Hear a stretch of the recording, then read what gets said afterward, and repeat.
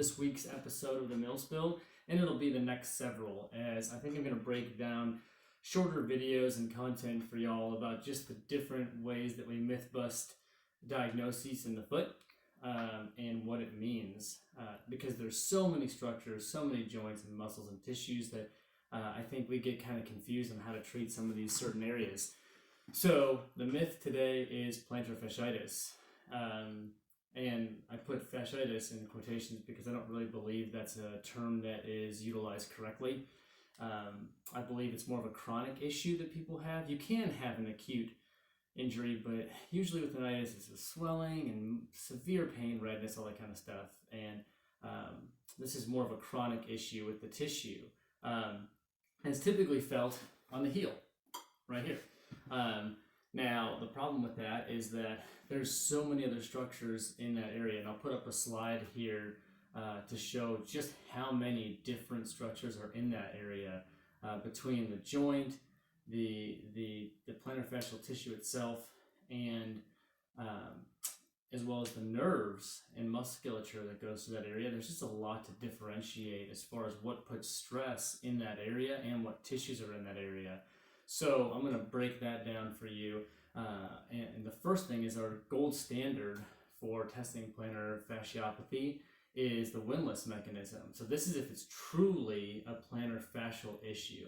If you do have a true plantar fascial issue, it is annoyingly long term. So what you typically will do if that hand's the foot is that you'll kind of drag your finger along the plantar fascial tissue, and you might find a spot that's tender. And what you do is you bring the big toe up, okay, and you put your finger on that spot, and they'll probably complain that it's tender.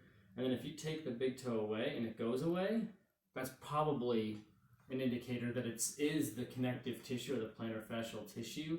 And then it's an indicator that you might want to get an MRI or something like that.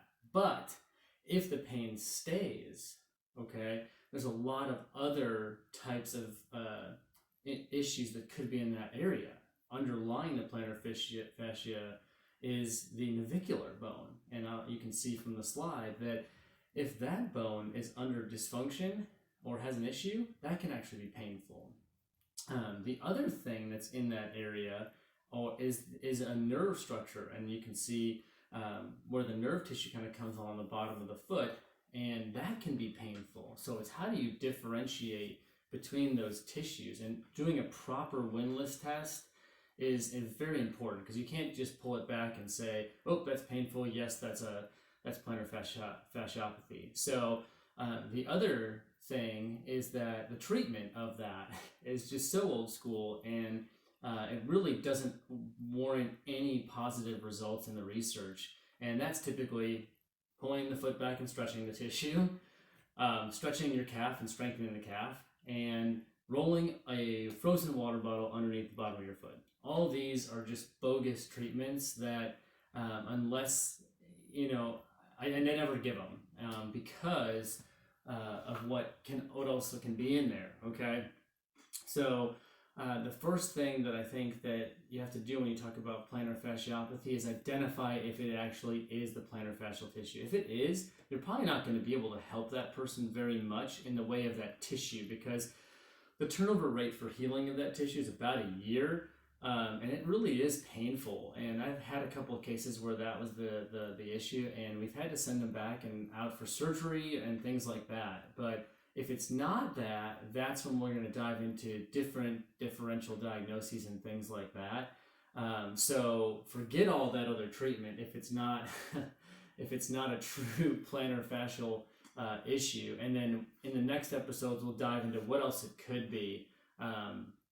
In regards to that heel pain and how to treat it. So I hope you enjoyed this little clip and understanding that not everything is plantar fasciitis just because you have foot pain. So stay tuned for more, guys, and I'll dive in a little bit deeper into what those other diagnoses and treatments are. Thanks for watching, y'all. See you soon.